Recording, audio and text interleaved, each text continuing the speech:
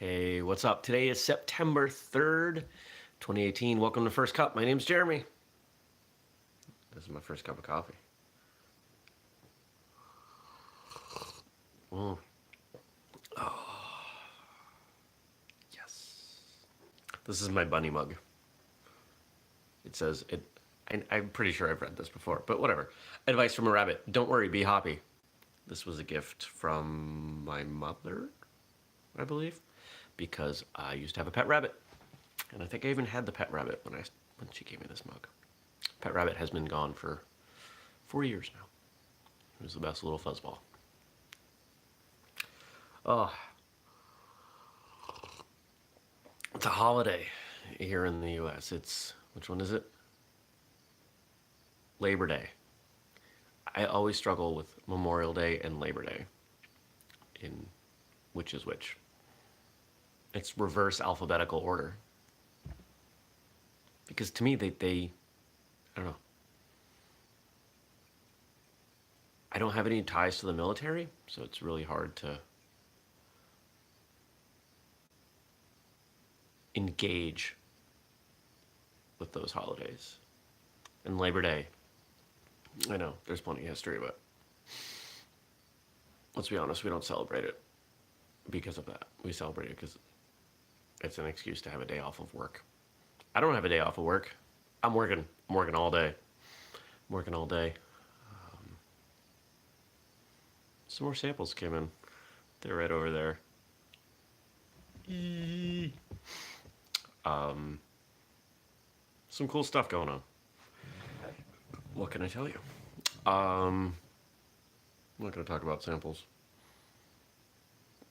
My shoulder hurts. I can tell you about that. Did you have a good weekend? I had a good weekend.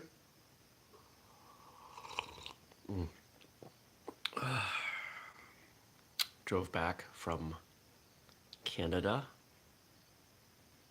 on Friday. Yeah, I did first cut from the hotel. And then I was in Maine Friday night into Saturday. Spent some time with some friends. Got home Saturday night. Spent time with more friends. And then yesterday I unpacked and hung out. And, I went and saw the new Mission Impossible movie. Which I have to say, towards the beginning of the movie, had a wonderful fight scene. Really, really good fight scene.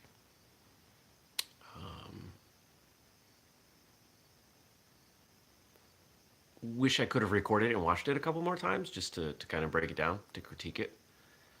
But it was well presented. And for an action movie, that's all you can really ask for. You know, how much of it was done by the actual actors, you don't know. A lot of fast cuts, a lot of close-ups. I know it's hard to say, but it was good. It was dynamic. It actually lasted quite a long time. It was very fast. And some of the driving scenes were amazing. Not that driving really has much to do with, if any, to do with martial arts, but yeah. It was a good movie. Glad I saw it in the theater. You should go check it out. Hold on. My laptop is popping up things at me, and I don't want to see them right now. Saying, you should respond to this email, and this email, and this email, and this email, and this email. Because the last time I did email was Friday in the hotel in Canada. Nope. I'm going to be busy. And that's why I'm working today. Because there's a lot to do. But I allowed myself to sleep in until 6:30. Yeah. So that was pretty good.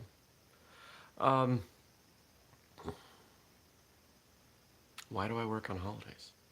Why do I work pretty much every day? Because there's work to be done. And I've talked before about balance. And if I don't take care of the big stuff, if I don't take care of the things that have to happen, like certain emails on the weekends, or like we sell on Amazon and we are contractually obligated to respond within 24 hours. Well, it doesn't take that long for me to respond to those emails and make Amazon happy and make the customer happy. So I do that kind of stuff. On the weekends, I probably spend, you know, maybe on a busy day, if I'm around, it's 30 to 60 minutes each day. Doesn't take that long. And my stress level is lower. I remember when I used to go on vacation years ago with my last business, I would listen to everyone else's advice and not look at my email at all. And then I'd get back and I'd have 600 emails to go through. And the relaxation that I gained from vacation was instantly gone when I saw how overwhelming my work was. And that doesn't work well for me. So what do? I try to keep up on it while I'm gone. I spent while I was on vacation, I might have spent 4 hours working. Not a big deal. Not too much. Certainly had plenty of time to do other things. And it allowed me to really relax the other hours, to really, detach, because I trusted that I took care of what needed to be done. And I think that there's a pretty big lesson in there. I think most of us do this inherently. We do what has to get done. But I think sometimes we have skewed perspective on what has to get done versus what we want to get done or what should get done. And I struggle with this. I really do. I am very quick to lump things into the has to get done category. For example, emails from suppliers.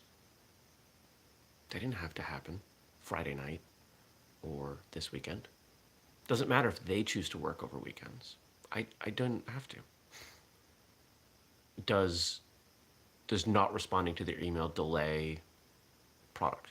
Yes. I'm very aware of that, by a day or two. Or if the communication takes multiple weeks, maybe it's a week. In the grand scheme of things, does it matter?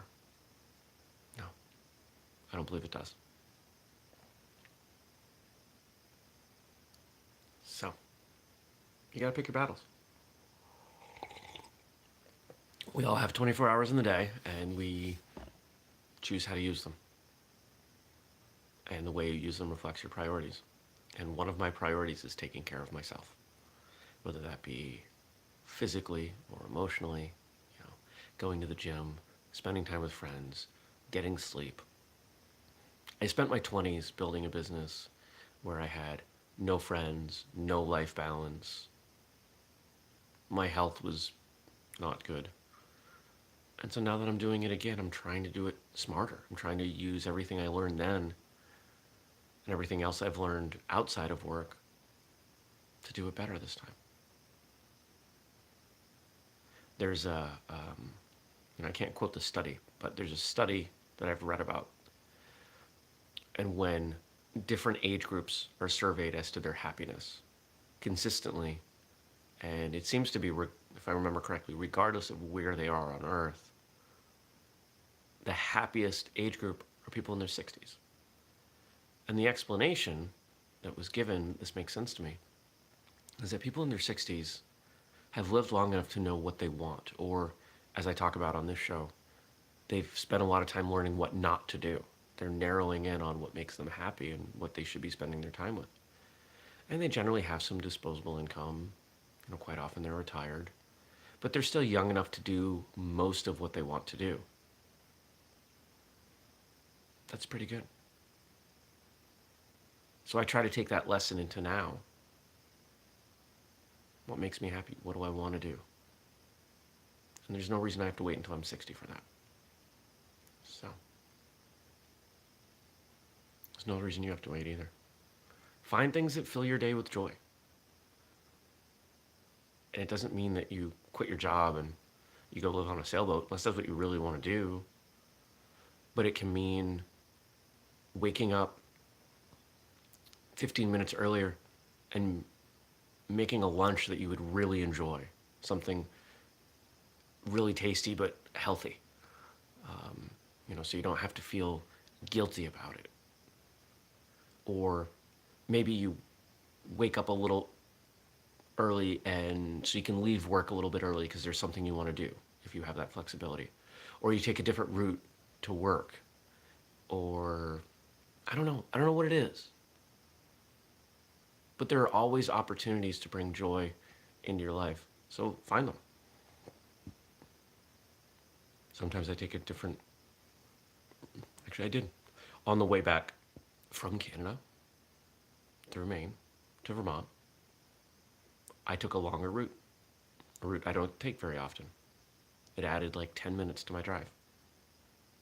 I had to fight with the GPS to get it to let me take this route. I don't know it super well, but I took it anyway. Road less traveled. Right? It was fun. All right. That's all I got for you today. Hope you have a great day. I will see you tomorrow right here on First Cup. Peace.